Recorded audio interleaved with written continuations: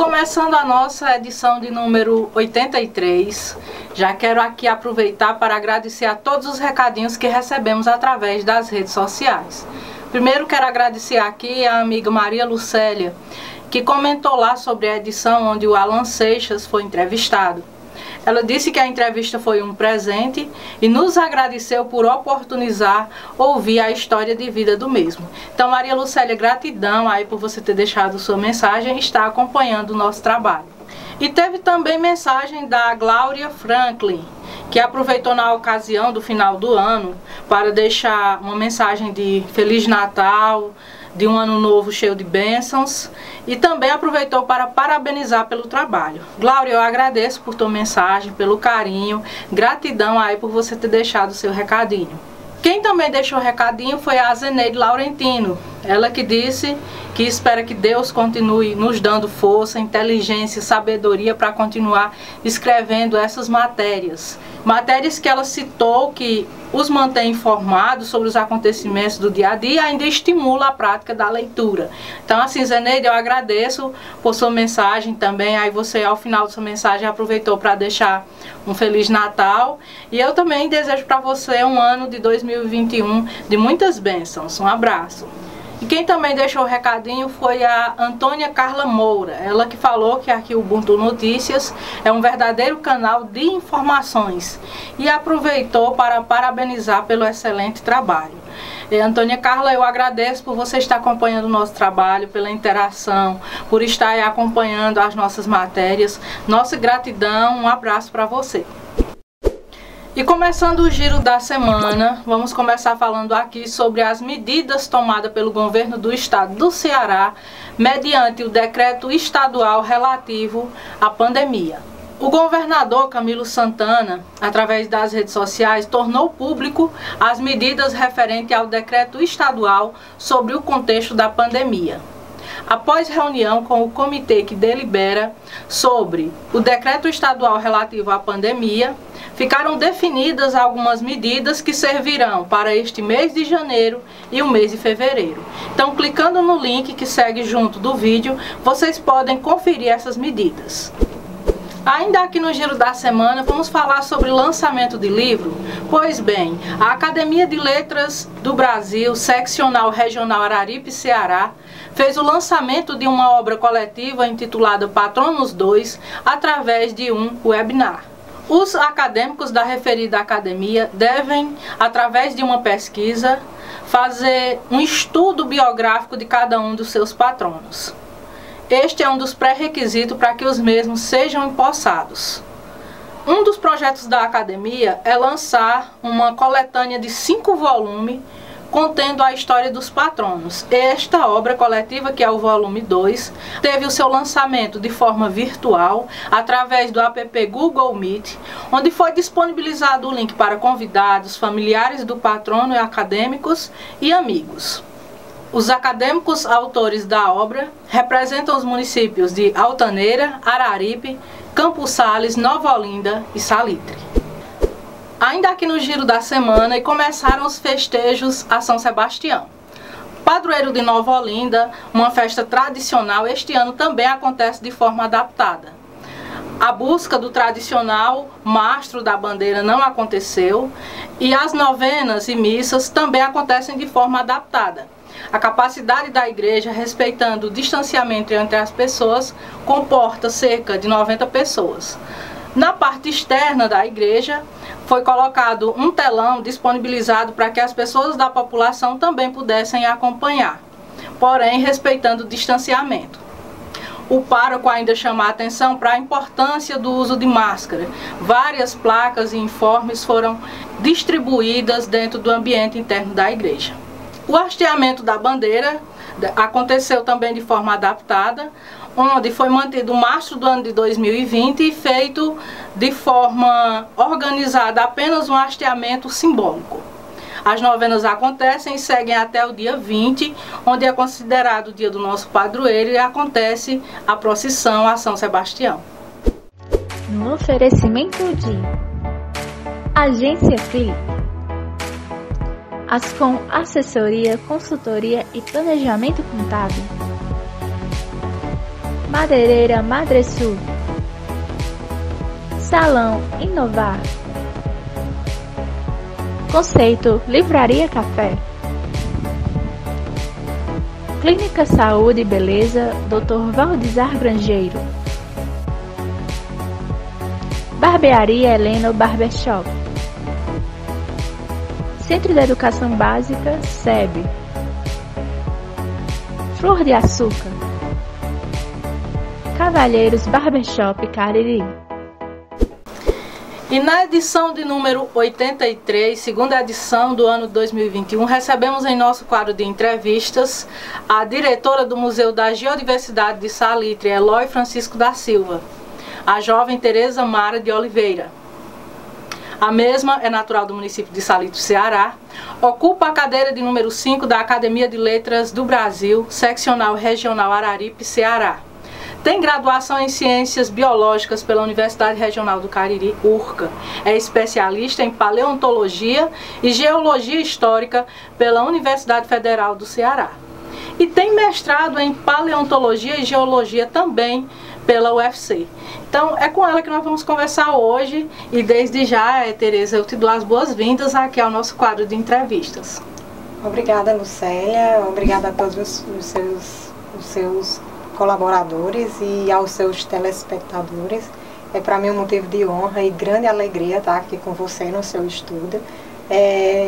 Gratidão por o convite e pela atenção do Ubutum e todo o carinho com que a equipe me tratou. Grata. Olha, eu vou começar aqui, eu gosto de começar trazendo uma curiosidade. Primeiro, uma mulher numa área que a gente sabe que existe todo um universo masculino por trás. E a área da paleontologia e geologia ela é essencial na construção da nossa história. O que fez você enveredar por essas escolhas de abraçar e inclusive já ter um mestrado nesta área? Eu acho que nossas paixões independem do gênero, né? E por conta disso você vê a mulher assumindo seu papel e sua posição nas mais diferentes áreas.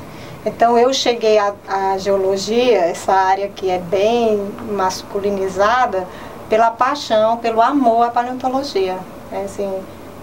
É mais do que uma luta, é um amor realmente. Agora, Lucélia, tem uma coisa que eu gostaria de acrescentar, é que não só estou diretora do museu, mas sou também analista de crédito em uma financeira, né? Uma financeira que está crescendo muito na região do Nordeste e trabalho manhã e tarde nessa financeira e à noite eu estou no museu. O Museu da Geodiversidade, ele vem acrescentar e tem um impacto muito positivo aqui na região do Cariri em termos de cultura, em termos de história. E aí vocês trazem como símbolo uma preguiça gigante, que inclusive tem partes, né, dos fósseis desse achado, hoje lá no museu. E eu fui presenteada uma vez por você com uma matéria falando sobre a importância da repatriação de fósseis. E eu volto a te questionar, qual a importância de repatriar esses fósseis aqui para a nossa região do Cariri? Não é só uma questão de pertencimento à nossa região, mas é para que freie esses meandros que a gente tem, que tem a questão da venda, da ilegalidade, do desconhecimento. Quando um fóssil desse volta para casa, volta para seu habitat, para os seus munícipes, ele vem valorizar, às vezes, uma luta que já existe na comunidade, né, para manter, para preservar, para salvaguardar. Então, quando volta, tanto é alegria para quem está em campo, como é alegria para as novas gerações, né, para as gerações que estão lá, que para conhecer tinha que vir até o Crato, né. E aí você ocupa uma cadeira na Academia de Letras, na seccional aqui Araripe, Ceará, que abraça 10 municípios aqui do Cariri Oeste. E eu te pergunto, hoje, em termos de profissional, em termos até pessoal, qual a importância da academia para você nessa tua vivência diária, dentro das atividades que você desenvolve? Olha, a academia, Lucélia, né, onde eu tenho a honra de ter nobres colegas da região do Cariri, ela vem como um divisor de água na vida de qualquer culturalista, de qualquer pessoa que esteja empenhado na cultura, na educação, nesses meandros da formação humana. Porque ela vem com a filosofia de valorizar o local, né? É o Araripe, valorizar as pessoas, os culturalistas, os especialistas, os pesquisadores da região do Araripe. É assim, eu acho que ela vem jogar luz em determinados movimentos nessas cidades, pessoas que já faziam por amor, ela vem jogar uma luz sobre os trabalhos dessas pessoas. No oferecimento de Clínica Renol, Doutora Ayala Endes, Dr. Marcos Renato Endes, Dallas Cariri, Santuário da Divina Misericórdia, Farmácia Mãe Glória, Papelaria Papel Mania, Clínica Live, Vereador Deza PT de Altaneira, Fotocópia Soluções Inteligentes. E sendo natural do município de Salitre, como é que você vê hoje organizado o teu município? E aí eu volto a falar lá sobre os achados, sobre a paleontologia, a geologia. Como é que você percebe que a população ela está pronta para acolher o resultado, vamos dizer assim, desses trabalhos de pesquisa? Olha, eu acho que não só Salitre, eu vou falar assim de um contexto geral e concluir com Salitre. Eu acho que a nossa região do Cariri Oeste, ela está amadurecendo nesse ponto de preservação dos seus pertences, né? dos seus monumentos geológicos, dos seus monumentos da geodiversidade, do seu povo, da cultura do povo. Então, eu acho que de uma forma geral o Cariri ele está amadurecendo. E Salitre também acompanha esse amadurecimento. Né? Você vê aí que a gente vem de 3 grandes gestões, né, que trouxeram essa questão de preservação, de valorização. Temos a gestão do Cacheiro, que ele valorizou isso, no caso no Salitre, a questão do Agenor, que também valorizou, e do Rondeus, que priorizou cultura, priorizou educação, ele priorizou umas áreas que impulsionam o ser humano a seu crescimento. E eu não acredito que, sendo o Dodó, essa pessoa jovem, né, esse profissional dinâmico, eu não acredito que ele não vá também fomentar e fazer essa cultura alavancar também. E aí vocês têm esse espaço hoje riquíssimo, que é o Museu da Geodiversidade.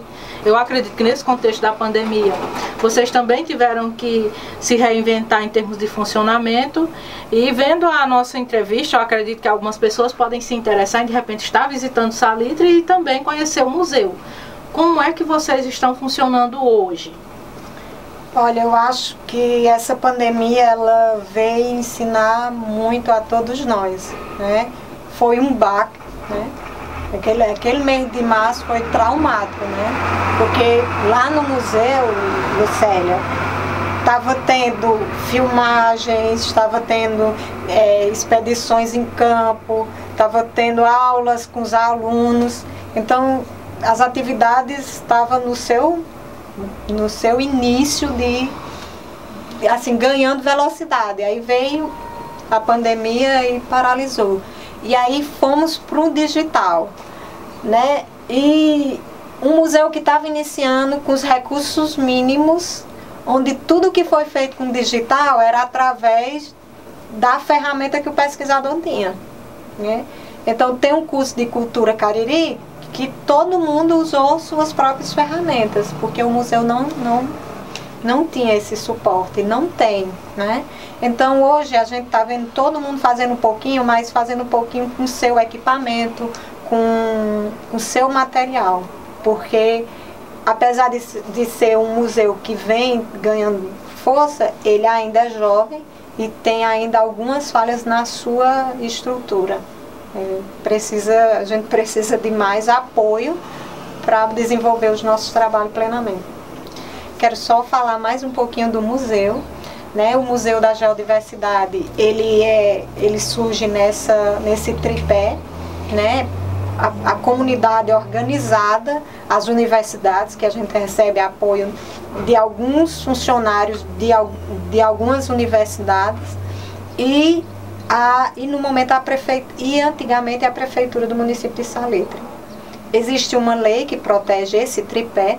Eu acredito que a prefeitura vai manter e vai desenvolver os trabalhos.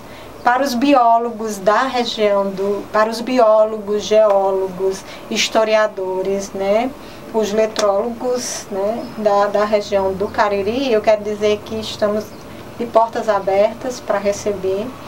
Ele é no Cariri Oeste, ele é o único museu da geodiversidade. Eu estou vendo aí, mas acredito que é o único no Ceará também, da geodiversidade. A geodiversidade é uma linha de pesquisa que cresce amplamente no Brasil. E eu acredito que Salitre vem com um bom referencial da geodiversidade. E no museu nós trabalhamos com 4 linhas de pesquisa. Se você tiver interesse, né, ao público não está aberto, mas os pesquisadores nunca param, né? A gente tem a antropologia, que vai desde a história do homem no Cariri até a história de todas as famílias do município de Salitre, né? A gente chama a linha do Cariri. Temos a linha do quaternário, que são os grandes, os titãs, né, do quaternário, a preguiça gigante e o tatu gigante. Temos um pouquinho do Cretáceo, né, que comunga com a bacia da Araripe. Também temos algumas pessoas que estão fazendo esse trabalho. E temos a geodiversidade em si, né? E todas essas linhas de pesquisa, elas desaguam dentro do geoturismo, da palhoarte, do palhoartesanato. Então, se você é artesão, se você é pesquisador, se você é aluno, deixo aqui o meu contato com a Lucé para você nos procurarmos. Então, ao longo de 10 anos, muitas pessoas contribuíram, desde alunos de biologia do município de Salitre, até doutores, pós-doutores. Então, não falarei nomes, mas assim, falarei algumas instituições, né? URCA, o UFC, o FCA, o FRJ, o FPI, o FPE. São pessoas que já passaram que já contribuíram com a pesquisa do museu. O prefeito, o ex-prefeito, o Rondilson, o vice-prefeito atual, Viana. Então, os vereadores, todos os vereadores da Câmara que votaram o projeto do museu, né, a época era o presidente era o Ronaldo, né? Então, são pessoas que contribuíram ativamente para que o museu se tornasse realidade. Então, assim, na exposição que vai ser lançada em breve, que conta a história da pesquisa que originou o museu, terá cada personagem representado nessa. Então, desde já, não falei alguns nomes, mas não falarei outros por conta para não cometer uma injustiça. Mas sou grato, e quem contribuiu sabe, né? As pessoas que contribuíram e que estão contribuindo ativamente sabem da minha gratidão para todos eles. No oferecimento de Casa Leal, Brude, Vila Medieval, Clínica Doutora Ana Ruth Grangeiro, Tutumon Supermercado, Anne Gomes Esteticista, Célia Dias, cantora e compositora, Mercadinho Suquita, Granja Aqui Frango, Sol System. Instituto Multiprofissional de Ensino. Vereador Pedro Eduardo de Santana do Cariri. Vera Cordeiro. Doutora Vanessa Tenório. E aí, gente, eu já peço perdão a vocês, porque assim, a mulher, ela tem N funções, N qualificações, e ela também é escritora, né? E assim, a gente valoriza muito a pesquisa, valoriza muito os nossos escritores aqui regionais, e não poderia deixar de falar também desse seu outro lado. E aí ela trouxe aqui 3 obras, que eu vou pedir que a mesma já apresente para vocês, tá? Bem, eu falo muito e escrevo muito também. Mas isso é ótimo. Mas, assim, antes de ser tagarela, eu tinha muita questão da escrita, né?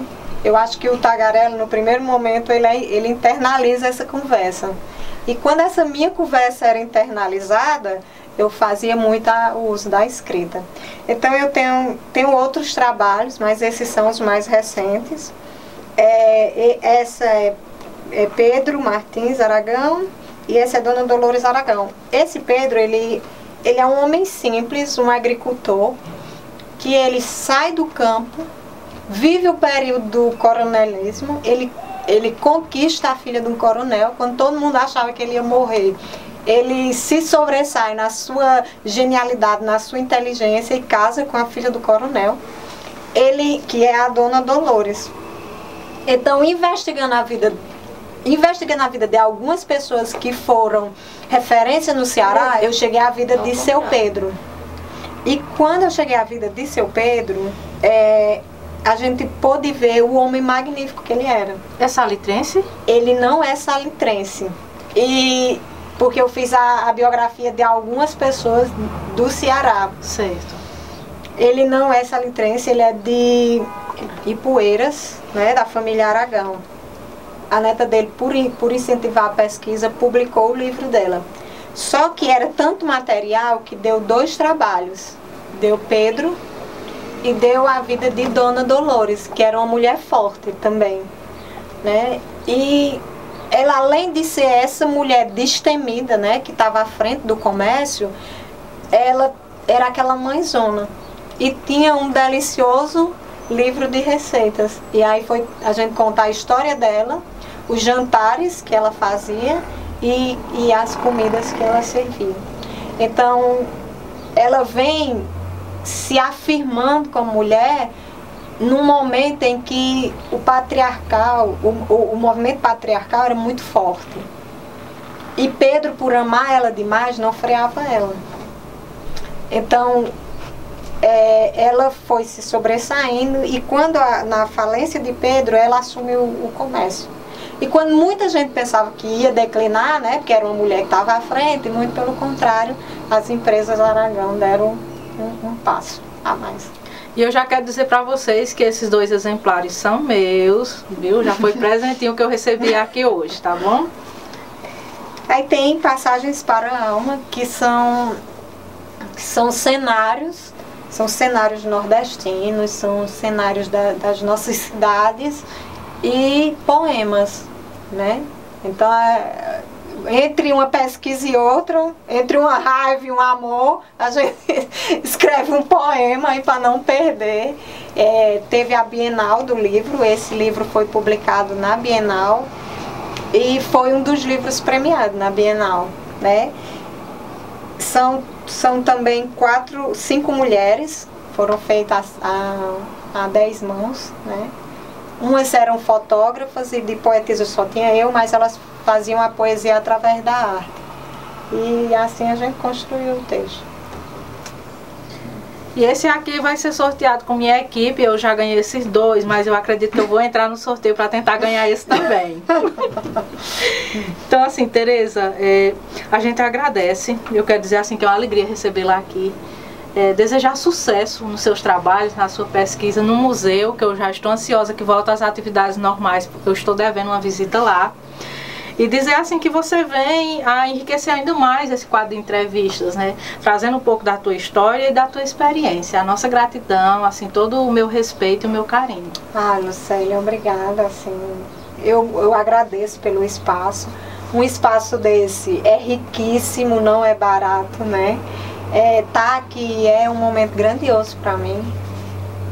Ser acarinhada, né, pela sua equipe, a gente sente quando é só o respeito e a gente sente quando é o respeito e o carinho. Então eu senti os dois e sou muito grata por isso. Obrigada pelo espaço. Sejam todos bem-vindos ao Museu da Geodiversidade. E no Ubuntu News, novo-olindense Carlos Antônio Muniz Martins, universitário da URCA, descobre uma nova espécie de caranguejo amazônico. Estudante do curso de licenciatura em Ciências Biológicas da Universidade Regional do Cariri, URCA, o novo-olindense Carlos Antônio Muniz Martins, em conjunto com pesquisadores da URCA, UFC e INPA, descreve nova espécie de caranguejo amazônico. O exemplar foi coletado do município de Chupinguaia, em Rondônia, e recebe o nome em homenagem ao professor Dr. Robson Ávila, da Universidade Federal do Ceará, UFC. Estamos encerrando mais uma edição. Aproveito aqui para deixar os agradecimentos aos seguidores, leitores, a todos que acompanham o nosso trabalho e também deixam seu recadinho através das redes sociais. Um agradecimento especial também aos nossos patrocinadores, colaboradores, por apoiarem essa iniciativa de cunho educacional e cultural. Aguardo vocês, até a próxima edição.